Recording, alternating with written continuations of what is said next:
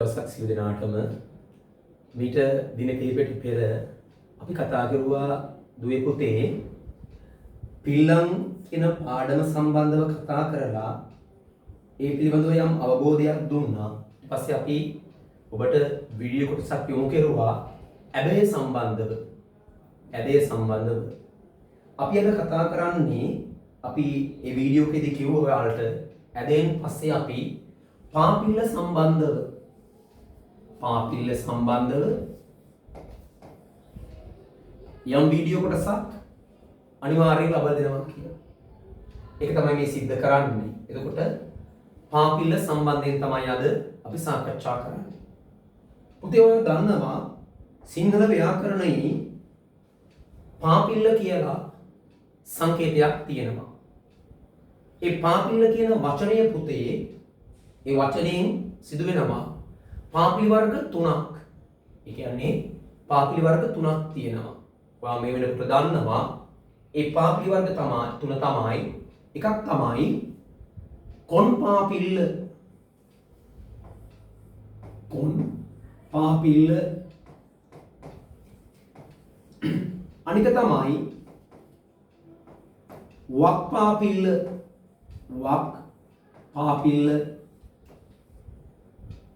අනික තමයි මැද පාපිල්ල නැත්නම් ඇද පාපිල්ල. එහෙනම් වාගේ ඔළුවට ගන්න පාපිල්ල තමයි ප්‍රධාන මාතෘකාව. ඒ ප්‍රධාන මාතෘකාව බෙදෙනවා කොන් පාපිල්ල, වක් පාපිල්ල, මැද පාපිල්ල නැත්නම් ඇද පාපිල්ල. එතකොට ඔයගේ ඔළුවේ තියෙන්න ඕනේ එහෙනම් පාපිලි වර්ග 3ක් තියෙනවා. කොන් පාපිල්ල, වක් පාපිල්ල, මැද පාපිල්ල නැත්නම් ඇද පාපිල්ල. අපි බලමු පළවෙනි තේමාව කතා කරලා මෙන්න මේ කොන් පාපිල්ල සම්බන්ධයි. අපි බලමු කොන් පාපිල්ල ගැන. පුතේ කොන් පාපිල්ල ප්‍රධාන වශයෙන් කොටස් දෙකයි. එකක් තමයි කෙටි කොන් පාපිල්ල. අනික තමයි දීර්ඝ කොන් පාපිල්ල.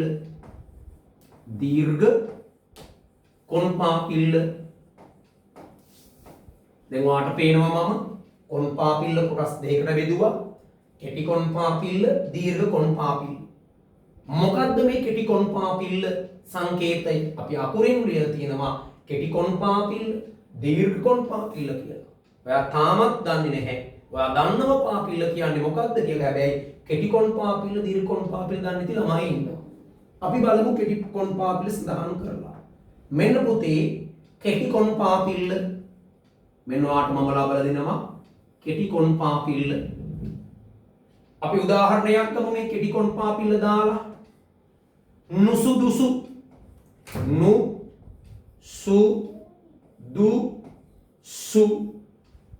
ඔයාට පේනවා නුසුදුසු. එහෙනම් තියෙන්නේ මේ අතර තියෙන්නේ කෙටි කොන් පාපිල්ල නුසුදුසු. මෙයාට අපි කියනවා එහෙනම් කෙටි කොන් පාපිල්ල. බලමු එහෙනම් දීර්ඝ කොන් පාපිල්ලට උදාහරණයක්. මෙන්න පුතේ දීර්ඝ කොන් පාපිල්ලට අපි උදාහරණයක් ලියනවා මෙන්න මේ විදියට නූල කියලා වචනයක් ලියනවා. එහෙනම් නූල කියන වචනයක් ලිව්වා අපි මෙන්න දීර්ඝාව නූ යන්න. එහෙනම් මෙන්න කෙටි කොන් පාපිල්ල, මෙන්න දීර්ඝ කොන් පාපිල්ල. මෙයා කෙටි, මෙයා දීර්ඝයි. එහෙනම් ඔයාගේ ඔළුවේ තියා ගන්න ඕනේ, ඔයා ඔළුවට දා ගන්න ඕනේ මේ කෙටි කොන් පාපිල්ල උච්චාරණය කරනකොට යම් වචනයක නුසුදුසු නිතරම ප්‍රකාශ වන්නේ පුතා උයන්න. නූල දීර්ඝ කොන් පාපිල්ල උච්චාරණය කරනකොට නිතරම උච්චාරණය වන්නේ උයන්න. එහෙනම් ඔයාගේ ඔළුවේ තියන්න ඕන යම් පදයක් උච්චාරණය කරනකොට ඒ පදයෙන් උයන්න කියවෙනවා නම් එතන තියෙන්නේ පාපිල්ල. ඌයන්න කියවෙනවා නම් එතන තියෙන්නේ දීර්ඝ පාපිල්ල. උයන්න කියනවා නම් කෙටි පාපිල්ල. ඌයන්න ප්‍රකාශ වෙනවා නම් දීර්ඝ පාපිල්ල තියෙන්නේ. එහෙනම් ඔන්න කොන් පාපිල්ල කොටස් දෙකයි. කෙටි කොන් පාපිල්ල මම දුන්න සංකේතය මේ තියෙන සංකේතේ උදාහරණේ නුසුදුසු දුන්න දීර්ඝ කොන් පාපිල්ල නූල කියලා මෙන්න සංකේතය මෙන්න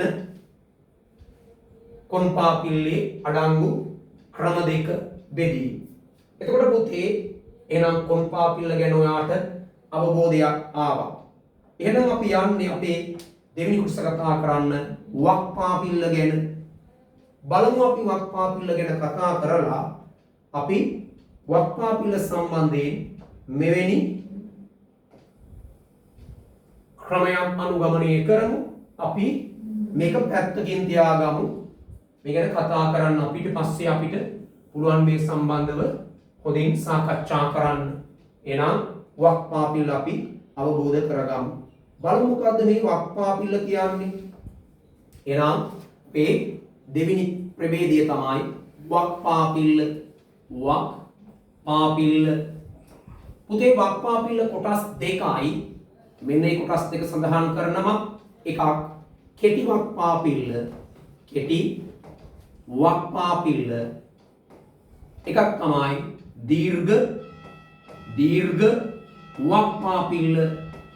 වක් පාපිල්ල මෙන්න පුතේ කෙටි වක් පාපිල්ලේ සංකේතය මෙන්න මේ විදිහට අපි දක්වන්න පුළුවන්. මෙන්න සංකේතය අපි දැක්වුවා. මෙන්න දීර්ඝ පාපිල්ලේ සංකේතය දැක්වුවා. දීර්ඝ වක් පාපිල්ලේ සංකේතය දැක්වුවා. මෙන්න කෙටි පාපිල්ලේ වක් පාපිල්ලේ සංකේතය. මෙන්න දීර්ඝ වක් පාපිල්ලේ සංකේතය. ලෙමු අපි උදාහරණයක්. කුඩය.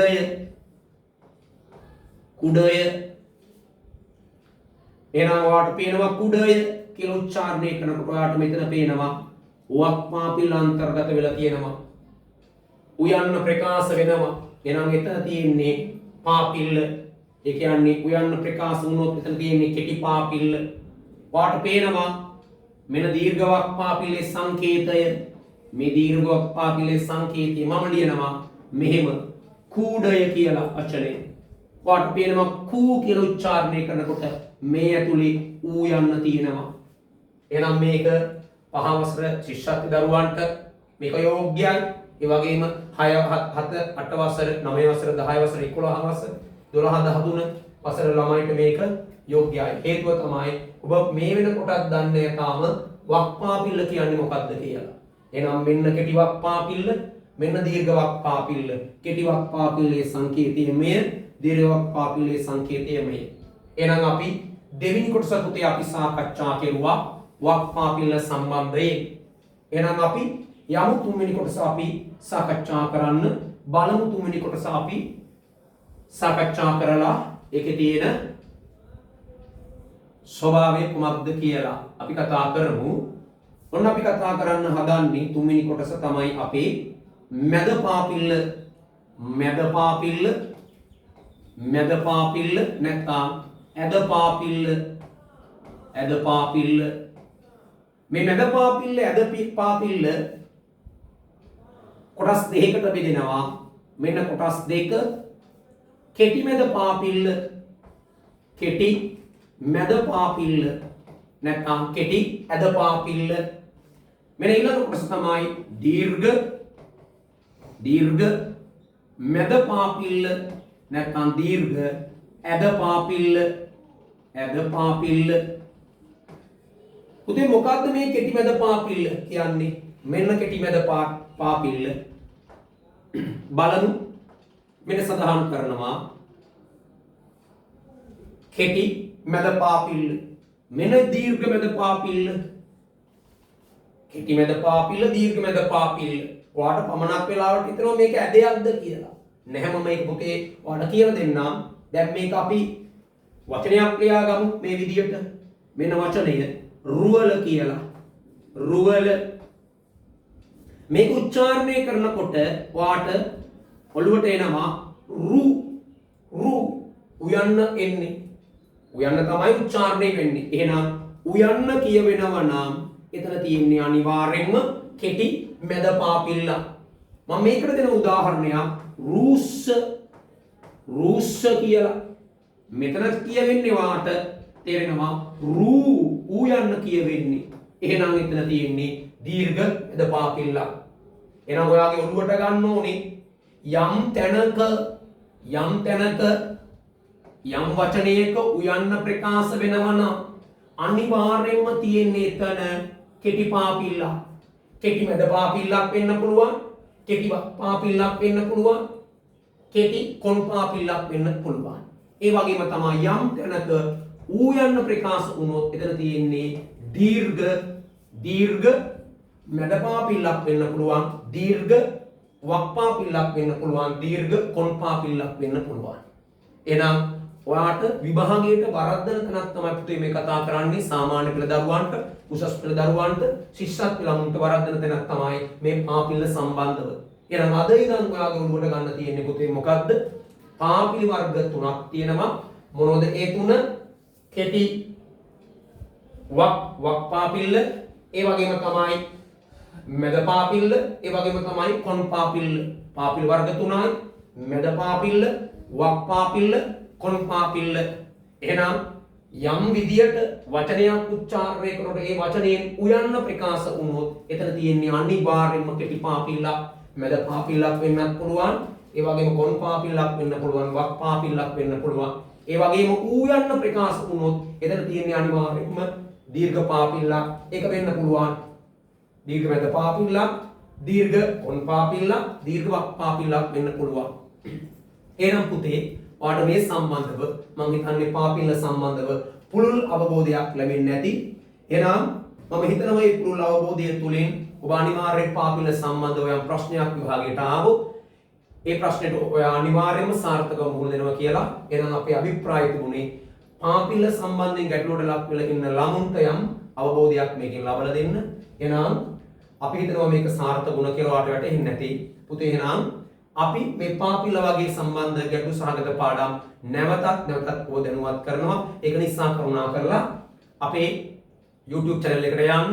ඒ වගේම තමයි channel එකෙන් link එක share කරන්න. ඒ වගේම subscribe කරන්න, දැනුවත් කරන්න, description එකේ යන්න. ඒකේ අපේ තියෙනවා වීඩියෝ පළ කරලා.